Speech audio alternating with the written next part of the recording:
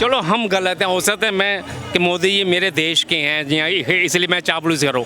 तो विदेश वाले पागल हैं जो प्रधानमंत्री पाँव पड़ रहे हैं। प्रधान में हिस्ट्री में कभी सुने एक प्रधानमंत्री के पाँव में पड़ा है? वो लोग पागल हैं। इसने देश के बड़े बड़े जिन्होंने बड़े बड़े होते हैं जिनका मान सम्मान है, वो मोदी के आगे हाथ जोड़े खड़े में पाँव पड़े हैं। तो आप ये देश की बात छोड़िए। आप मुझे ये बताइए, मोदी जी का जो 9 साल का कार्यकाल रहा, मोदी जी ने देश के हित में कोई काम किया है आपकी नज़र में? हम तो एक ही बात का अफसोस रहता है कि काश हमारे देश का पहला प्रधानमंत्री मोदी होता। बस मोदी जी होते। ये अफसोस है कि जब हमने मोदी जी को नेहरू के बाद, नेहरू से लेकर आज जब मोदी जी को देखा, हम ये अफसोस रहा है कि ऊपर वाले ने हमसे क्या हमारे देश से गलती, जो पहला प्रधानमंत्री नरेंद्र मोदी जैसा नहीं हुआ, यहाँ ये नहीं बना।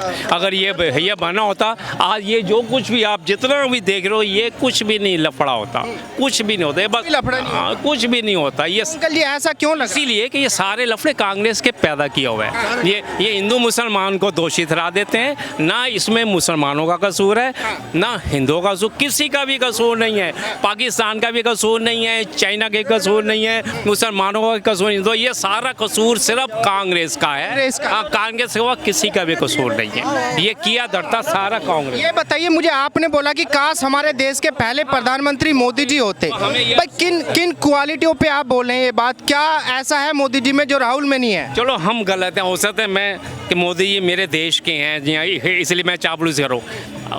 विदेश वाले पागल हैं जो प्रधानमंत्री पाँव पड़ रहे हैं। प्रधान में हिस्ट्री में कभी सुने एक प्रधानमंत्री के पाँव में पड़ा है? वो लोग पागल हैं।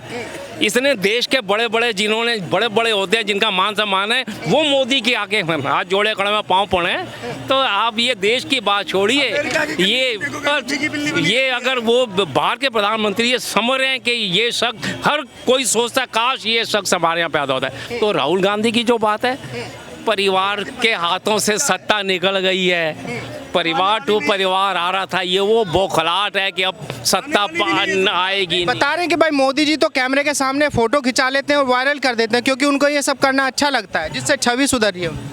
धरातल पे कुछ नहीं है, सिर्फ फोटो खिंचाते हैं।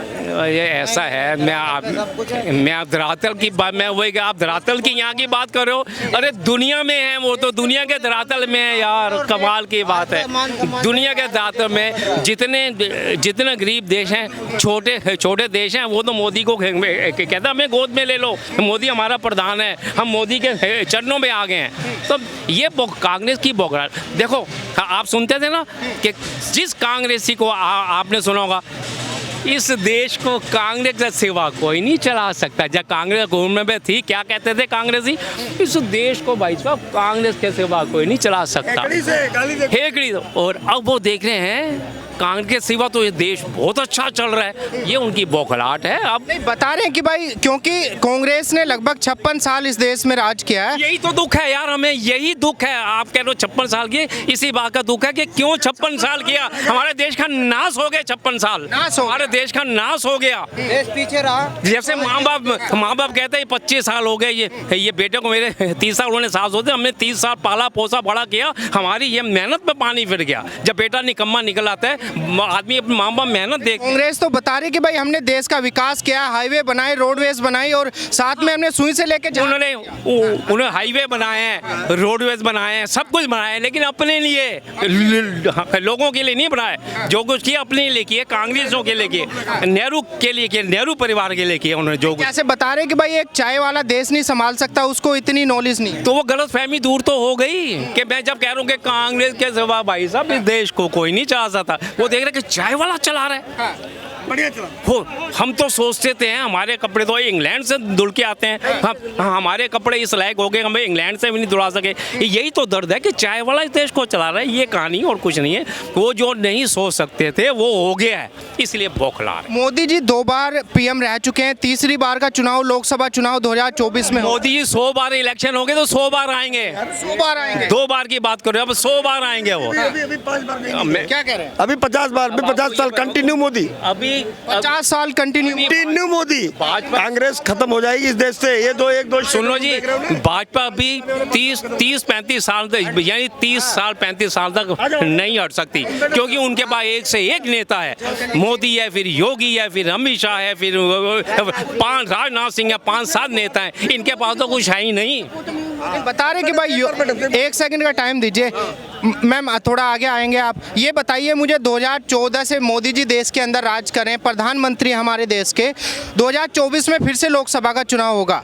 एक महिला के तौर पे क्या कहेंगे, मोदी जी ने देश के अंदर कुछ ऐसा काम किया है जो देश को जरूरत थी, देश की जरूरत को पूरा किया है मोदी? भैया खूब अच्छा काम करे और या तो बढ़िया क्या करिए, सब है गरीब आदमी राशन मिल रहा है, वैसे किसानों खेत के पैसा मिल रहे हैं, अच्छा काम कर रहे हैं, कोई वारदात ना है यूपी में, अच्छा ही काम कर रहे हैं, मकानों को पैसा दे रहे हैं, मकानों के पैसे दे रहे हैं। हाँ। लेकिन कांग्रेस तो लगातार ये बोल रही है कि भाई देश तो हमें ही चलाना आता है, मोदी जी के बस की देश चलाना है। मोदी जी चला रहे हैं और आगे चलाएंगे।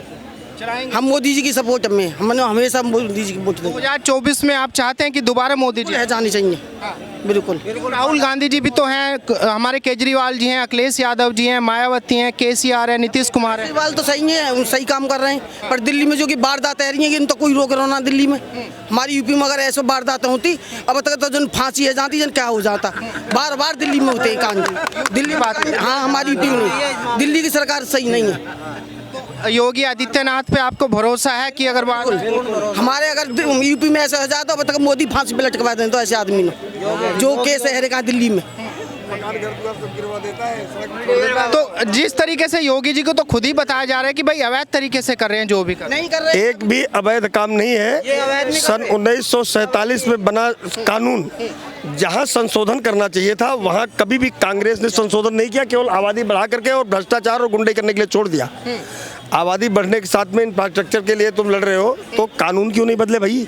बताइए, एक हमारे यहाँ एक अतीक अहमद अपराधी था, 44 साल गुंडई किया, अभी लास्ट में वो मारा गया, तो पता चला कि बताइए कितनी सरकारें थी, 20 साल मुलायम सिंह, 20 साल मायावती, 10 साल कांग्रेस, और मैं जाते जाते इतनी सरकारें वहाँ पे थी, लेकिन उसने सैकड़ों मुकदमे किए। ब्रह्मदत्त द्विवेदी जैसे नेता की हत्या हुई, और आपको मैं बताऊं राजू पाल की हत्या हुई, कृष्णानंद राय की हत्या हुई, और सब सरकार में बैठे हुए लोग थे। और कहते क्या है, वो लोग कहते हैं कि भाई सरकार किसकी थी? ये सारी हत्याएं मुलायम सिंह के टाइम हुई। पूर्व मुख्यमंत्री मायावती को कमरे में बंद कर दिया गया। यार ये अपराधी जिंदा है, तब इनके ऊपर कभी कार्रवाई नहीं हुई, इनका नाम तब से पहले था। क्यों इतना दोष दे रहे हो? गुंडे तो सारे थे भैया, सारे अपराधी थे।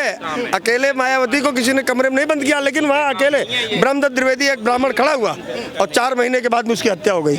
तीक के काम नहीं है, मुसलमानों को तो बदनाम करे। तीक का तो नाम है कि वो इसलिए मुसलमान है, ये काम उन्हीं के हैं, ये अखिलेश के हैं काम, उसकी पार्टी के काम है, ये उन्हीं के आदमी है। ये तो यूं मुसलमानों को तीक मुसलमान है उसने कर दिया, वो खलीफा माफिया, वो माफिया नहीं है, उनको मोरे बना के काम कराएं। काम अखिलेश के हैं ये सारे, उससे सरकार मुलायम सिंह के काम है ये। हम मुसलमानों, देखो मुसलमानों का आप हिस्ट्री निकालो, हमारे हिंदुस्तान की हिस्ट्री निकालो, सब ने, कांग्रेस ने 70 साल मुसलमानों को मोहरा बनाया, मुसलमान फिर बेचारा वहीं का वहीं, अखिलेश ने मोहरा बनाया, मायावती ने मोहरा बनाया, केजरीवाल भी मोहरा बना रहे। मुसलमानों को मोहरा बनाते हैं, चल आगे, वो बातों में आ जाता है, अनपढ़ है, बातों में आ जाता है, गरीब आदमी है, समझता नहीं। अतीक अहमद की तो आगे अब करने वाला, मुसलमानों को सिर्फ मोहरा बनाया।